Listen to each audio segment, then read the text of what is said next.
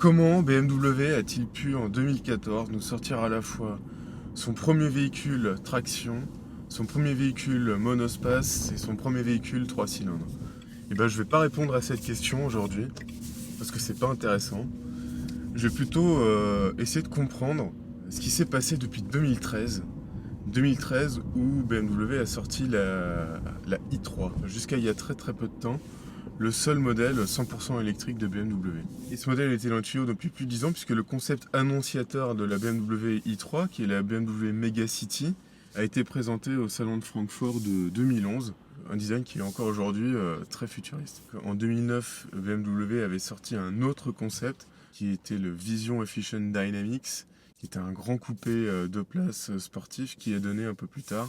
La BMW i8, donc un grand véhicule sportif très particulier, hybride rechargeable, un véhicule image avec les technologies qui y est éprouvées ensuite par la BMW i3. À peu près l'équivalent d'une Porsche 911 mais sans malus écologique, seulement 50 grammes de CO2, avec un moteur thermique petit, une batterie petite, une carrosserie légère, donc un hybride rechargeable qui est quand même assez léger dans l'ensemble. Donc un concept très intéressant et vraiment un superbe coup de la part de BMW.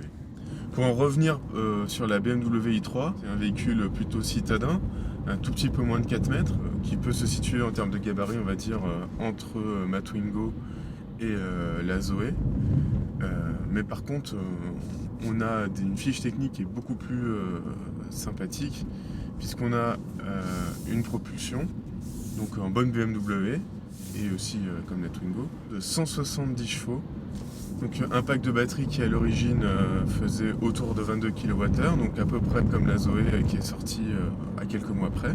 Un poids de moins de 1300 kg, autour de 1200 kg, en tout cas quand elle est sortie. Donc on était à une capacité de batterie similaire à la Zoé, à une puissance bien supérieure à la Zoé, et à un poids 300 kg inférieur à la Zoé.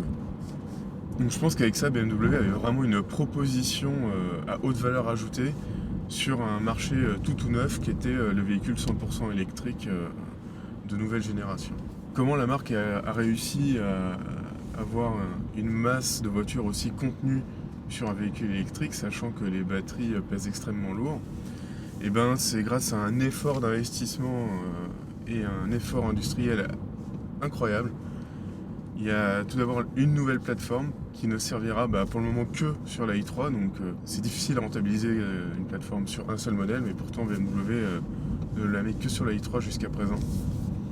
Donc une plateforme de type skateboard, comme j'ai déjà pu vous en parler, avec les batteries dans le plancher, et une plateforme qu'on pourrait dire à l'ancienne, puisqu'on a ce châssis séparé par lequel vient se coller une carrosserie, comme au tout début de l'histoire de l'automobile. Une carrosserie qui est en plastique renforcé de fibre de carbone, donc qui est un matériau composite qui a permis à BMW d'industrialiser l'utilisation de la fibre de carbone. La fibre de carbone utilisait des matériaux composites très très légers et très très résistants depuis très longtemps dans beaucoup d'applications, que ce soit la compétition automobile en Formule 1 pour les coques des monoplaces ou dans l'aéronautique pour avoir des pièces mécaniques très grandes et très légères. BMW a trouvé un procédé pour avoir un matériau composite qui soit plus simple à fabriquer mais qui conserve toute ou partie de la légèreté et de la rigidité de ce que fait la fibre de carbone. Alors d'un point de vue ingénierie, la BMW i3 c'était vraiment une superbe voiture. Un véhicule électrique qui a réussi à maintenir son poids à peu près au niveau de celui d'une Twingo, un moteur de 170 chevaux, voire même 183 chevaux sur l'i3S qui est sorti au milieu de sa carrière, et une consommation en électricité qui est vraiment très maîtrisée sur ce véhicule, donc vraiment un véhicule très abouti d'un point de vue ingénierie. Le problème qu'on pourrait voir sur cette voiture qui fait que elle n'a peut-être pas eu le succès commercial qu'on aurait pu lui souhaiter. C'est un positionnement marketing un petit peu étroit, on va dire. Que lâcher 40 000 euros, 50 000 euros dans une voiture qui fait moins de 4 mètres, c'est pas vraiment donné à tout le monde. même quand on a les moyens, quand on met autant d'argent, on aimerait avoir quand même une voiture plus polyvalente. Je pense que ça aurait été un beaucoup plus grand succès si BMW avait un peu plus conservé l'idée du concept original. Si BMW avait conservé un véhicule 5 portes, et même s'ils avaient fait la voiture un petit peu plus grande pour se rapprocher de la taille d'une Golf, tout en conservant un design très futuriste, je pense que la voiture aurait été plus pratique et plus rassurante dans un usage au quotidien, et plus à même de justifier pour le client potentiel de mettre jusqu'à 50 000 € dans une version très bien optionnée. Ça a entraîné quoi? Ça a entraîné que c'est une voiture qui ne tient pas la cote. En occasion, vous en trouverez vraiment à des prix très intéressants. Autant sur certains modèles neufs, vous pourrez trouver quelques clients qui sont ce qu'on appelle des early adopters, qui adaptent les nouvelles technologies, qui ont les moyens d'adopter la nouvelle technologie le plus tôt possible. Donc ces clients-là, ils vont pouvoir mettre l'argent, mais dès qu'on arrive sur le marché de l'occasion, vous aurez une clientèle qui est beaucoup plus rationnelle. Donc le prix de cette voiture s'est ajusté par rapport aux capacités qu'elle était capable de donner, tant d'un point de vue autonomie que d'un point de vue pratique. Niveau autonomie, sur les premières versions, on était assez limité, autour de 150-170 km. Bon, c'était le marché à l'époque, hein. Vous prenez une Zoé de cette année-là, ça vous en fait pas beaucoup mieux. Et pour pallier à ça, BMW, plutôt que de proposer un pack batterie un peu plus gros, en bon spécialiste de tout ce qui roule à l'essence, a proposé ce qu'on appelle un prolongateur d'autonomie, qui était un petit moteur de scooter avec un petit réservoir d'essence qui permettait de prolonger l'autonomie de 100-150 km. C'était vraiment vu comme un prolongateur d'autonomie, il ne fallait vraiment pas considérer ça comme une voiture hybride, puisque les performances et la consommation, une fois que le petit moteur a été enclenché, était vraiment mauvais. Et de même que les prestations en confort et en bruit, une fois qu'il tournait, n'étaient pas spécialement au niveau de ce que pouvait proposer la voiture sur son seul moteur électrique. C'était une option assez chère à l'époque, hein. Je crois que c'était autour de 7 000 €. Là, aujourd'hui, la BMW i3 est toujours commercialisée, ça reste toujours une bonne voiture qui est souvent proposée dans des offres de loyer assez intéressantes. Faut pas du tout regarder le prix catalogue, hein, puisque, comme je vous l'ai dit, c'est une voiture qui décote beaucoup. Donc BMW est obligé de faire des remises pour pas que les clients perdent trop à la décote. Donc d'où le fait de privilégier des offres de location. Et la capacité de batterie a doublé depuis les premières versions, donc on est à un peu plus de 40 kWh aujourd'hui, et l'option prolongateur autonomie n'existe plus. Donc c'est intéressant pour ceux qui cherchent une petite voiture électrique bien finie, bien équipée, très techno et performante. Et qu'a fait BMW depuis la i3 pour enrichir sa gamme de véhicules 100% électriques? Et pas grand chose malheureusement. Il y a eu une très grande frilosité de la part des 4 dirigeants de ce groupe pour continuer d'investir dans les technologies qui ont été initiées par la i3. C'est des technologies qui ont coûté extrêmement cher, qui n'ont pas spécialement été rentables tout de suite, mais bon, c'est pas vraiment l'idée d'un investissement.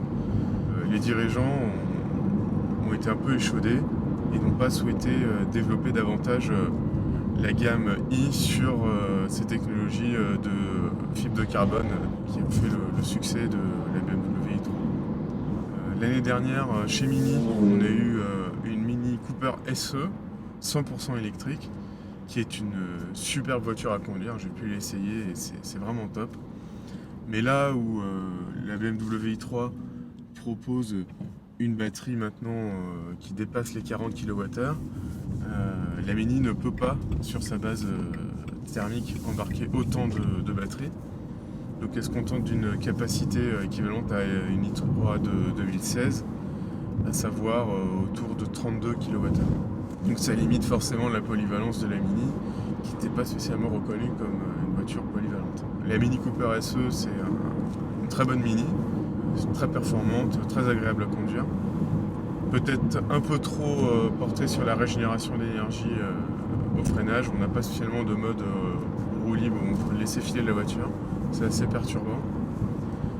Mais pour le prix qui est proposé, on aimerait avoir plus d'autonomie et une voiture beaucoup plus pratique que ce qu'est la Mini.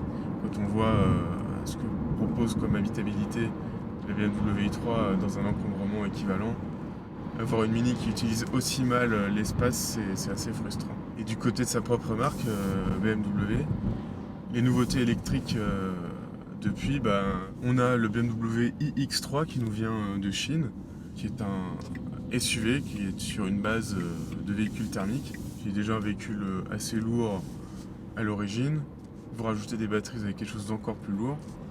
Donc pour compenser ça, BMW l'a un petit peu rabaissé. Ne propose pas de transmission intégrale pour pareil éviter que ce soit trop lourd. Et lui fait adopter quelques appendices aérodynamiques pour améliorer son efficacité. Pas spécialement une mauvaise voiture, mais pas spécialement non plus un modèle compétitif par rapport aux concurrents auxquels elle sera confrontée. Donc elle est fabriquée en Chine, et en Chine, Tesla met les bouchées doubles pour vendre son modèle Y. Et sur le papier en tout cas, on ne peut pas dire que cette BMW iX3 tient la comparaison avec le modèle Y. Donc elle aura peut-être une petite diffusion en Europe, mais ça se limitera à ça, quoi. Le groupe Volkswagen, avec sa base MEB et ses SUV ID4, Skoda Enyaq ou Audi Q4 e-tron, est beaucoup mieux armé à mon avis, à une proposition nettement plus intéressante que BMW avec le iX3. Donc après le iX3, on a eu le BMW iNext ou iX, véhicule de la taille du X5, donc qui est encore plus gros, encore plus moche. Et là, BMW s'est complètement mêlé les pinceaux dans son marketing en adoptant une communication disant que de toute façon, les jeunes, les millénials ne voulaient plus des BMW de leur père. Sauf que quand on regarde les tarifs qui vont être annoncés pour le BMW iNext, je pense pas qu'il y aura beaucoup de millénials pour l'acheter.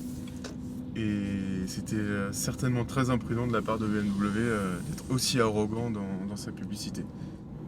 On va voir ce que ça donne. Le véhicule est peut-être même pas encore sorti, ça devrait arriver au courant de l'année. Et enfin, troisième véhicule électrique annoncé par BMW, c'est la BMW i4, donc qui est une version électrique de la BMW série 4 Grand Coupé, qui est à peu près de la taille d'une Tesla Model 3, mais étant basée sur une plateforme de véhicule thermique, on n'a pas l'efficacité au niveau du poids qu'on pourrait attendre d'un véhicule 100% électrique conçu tel quel. Et la BMW i4 annonce des autonomies plutôt intéressantes, des performances de premier plan, mais au prix d'une masse 400 à 500 kg supérieure à une Tesla Model 3 équivalente. Donc forcément, à un moment, ça va se payer, soit sur les capacités dynamiques, soit sur l'autonomie, soit sur la consommation. Mais c'est bien malheureux que BMW n'ait pas pu capitaliser sur les technologies de la BMW i3 pour proposer un véhicule qui soit pas plus lourd qu'une Tesla Model 3 en 2021. Donc l'industrie bouge rapidement, et je pense que BMW a toutes les chances de revenir avec des produits très intéressants et compétitifs pour succéder à l'i3, qui était vraiment un coup de génie il y a 10 ans. Coup de génie qui n'a malheureusement pas fait de petit et n'a pas permis au groupe BMW de prendre de l'avance sur ce marché. Mais j'espère que dans les années à venir, les choses vont bouger. Je pense que ça doit s'agiter sérieusement dans les bureaux d'études aujourd'hui pour avoir des véhicules nettement mieux fichus d'ici 2025 ou 2030. Est-ce que BMW avait raison de lancer la BMW i3 telle qu'elle était aussitôt par rapport à la concurrence? Dites-le moi en commentaire, ça me fera plaisir d'en discuter avec vous. En attendant, je vous souhaite une bonne route et je vous dis à bientôt.